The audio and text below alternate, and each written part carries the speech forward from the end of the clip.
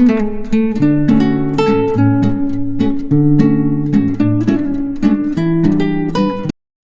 Viewers, మీ భుక్తాయాసానికి స్వాగతం. ఈరోజు నేను మష్రూమ్స్ ఇంకా కరివేపాకు పొడితో పొడి కూరలాగా చేసి చూపించబోతున్నాను. దీనికి ముందుగా ధనియాలు, జీలకర్ర, ఎండు మిరపకాయలు ఎర్రగా వేయించుకుని అవి వేగాక అందులోనే 2 లవంగాలు, ఒక్కటే ఏలక్కాయ వేసుకుని మరీ ఎక్కువ మసాలా అయినా బాగోదు. ఆ పైన ఒక 4 రెబ్బలు వెల్లుల్లి రేఖలు వేసుకుని ఎర్రగా వేయించుకోవాలి. ఇలా ఎర్రగా వేగిపోయిన దానికి ఒక చేతి నిండా తీసుకున్న కరివేపాకు, ఫ్రెష్ కరివేపాకు అయితే బాగుంటుంది, అది వేసి ఎర్రగా వేయించుకుని కరివేపాకు కరకరలాడాలి.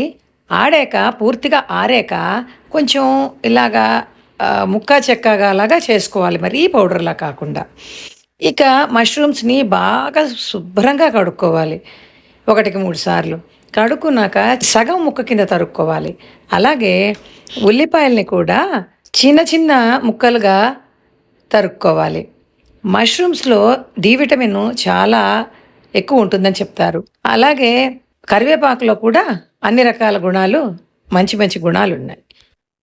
అందుకని ఈ రెండింటి కాంబినేషన్లో తక్కువ నూనెతో చేసిన ఇది చాలా చాలా రుచికరం, ఆరోగ్యకరం.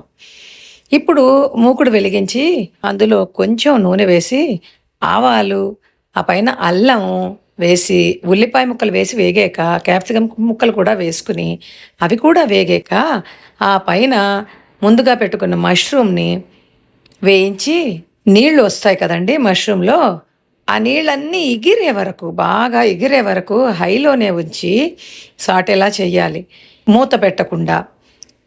ఇలా నీరు ఎగిరిపోయాకనే ఉప్పు వేసుకోవాలి.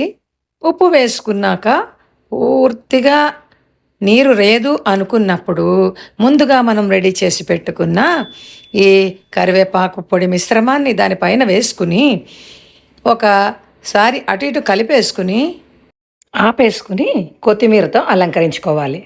ట్రావెల్ చేసేవాళ్ళు ఈ కూరని చపాతీల్లో మధ్యలో పెట్టి రోల్ చేసుకుని చక్కగా ఈజీగా తీసుకువెళ్ళి తినేయచ్చు. ఇది అలాగే స్నాక్లా కూడా చాలా చాలా టేస్టీగా ఉంటుంది, అలాగే ఆరోగ్యం కూడాను. అలాగే ఈ పౌడర్ని ఎక్కువగా చేసి డబ్బాలో స్టోర్ చేసుకుంటే పన్నీర్ మీద కూడా జల్లుకుని తినచ్చు, చాలా బాగుంటుంది. నా వీడియో నచ్చినట్లయితే సబ్స్క్రైబ్ చేసి, షేర్ చేసి, లైక్ చేయండి. Thank you.